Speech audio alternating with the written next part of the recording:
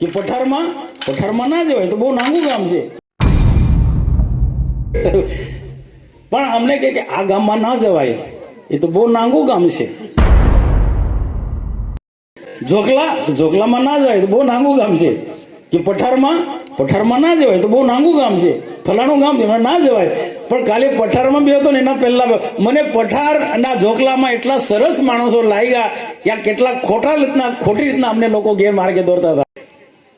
ભાઈ હવે તમને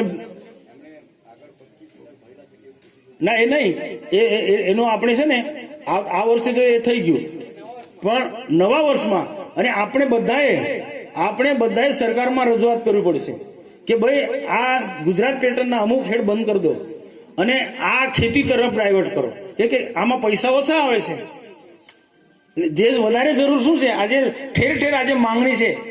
આજે કે સિંચાઈની વાત કરીએ છીએ આપણે, પણ આપણે સિંચાઈની સુવિધા આપવાની આપણી હોય જવાબદારી. એટલે સરકારમાં આપણે કહીશું બધાએ, અને મુખ્યમંત્રીની બી જરૂર નથી કહીશું આપણે, કુંવરજીભાઈ ને પણ કહીશું આપણે, અને આપણે કહીશું કે ભાઈ તમે જે તાલુકામાં જે હેડ રાખવા હોય રાખો. અમારા વિસ્તારની અંદર સૌથી વધારે સિંચાઈના હેડમાં, ખેડૂતના હેડ સિંચાઈ માટેના હેડમાં પૈસા વધારે આપો. આ વાત આપણે બધા સાથે મળીને કરીશું.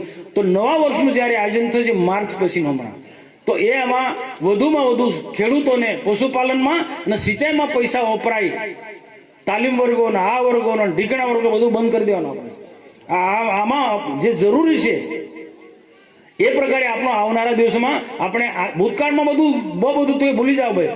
હવે નવેસરથી નવી કિલ્લી નવો દાવો, કે હવે આપણે શું જરૂર છે તાલુકાને એ આપણે ઉપર કહીશું. ને એકલા મનસુખ બસાવે ને આખી ટીમ પદાધિકારીઓ અધિકારીઓ કે એટલી વાત આપણી વાત પણ ના સામે ઉપરના લોકો સાંભળે, અધિકારીઓ પણ આપણી વાતમાં સુર પુરાવશે તો એનો આખું ચોક્કસ એનો ફેરફાર થશે. અને આજે મહેનત કરી રહ્યા છે આપણે, એ આપણે આવનારા દિવસમાં 100% ઉગશે. અને આ એ તો જરૂરી છે. હું અભિનંદન આપું છું આ ભાઈને કે એને ઓનલાઈન અરજીની વાત કરી છે. જે કંઈ નાનો મોટો ક્ષતિ હશે અમે દૂર કરીશું, પણ જે ખેડૂતોની માંગણી છે સિંચાઈ માટે એને આવનારા દિવસોમાં પૃથ્વીસિંહ આપણે પણ બધા કે વાલિયા ઝઘડિયા ત્રણે તાલુકામાં કેટલીક બાબતોને જે આજે રજૂઆતો આવે છે એના પર આપણે ધ્યાન આપવું પડે અને શું એમની જે જરૂરિયાત છે એ સંતોષવું પડે.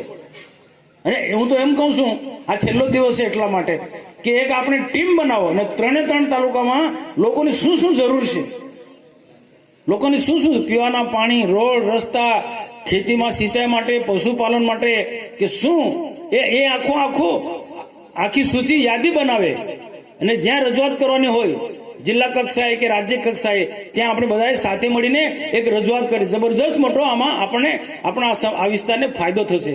તો આ પ્રસંગે આપણા વિકસિત ભારત સંકલ્પ યાત્રા ખૂબ સફળ રહી અને દરેક ગ્રામ પંચાયતમાં ગયા, બહુ સરસ રીતના આવકાર મળ્યો. બધા લોકો જબરજસ્ત મોટો આનો લાભ લીધો છે. અને જે અલગ જે કર્મચારીઓ છે એમને પણ બહુ સરસ રીતના અલગ આરોગ્ય હોય, ખેતીવાડી હોય,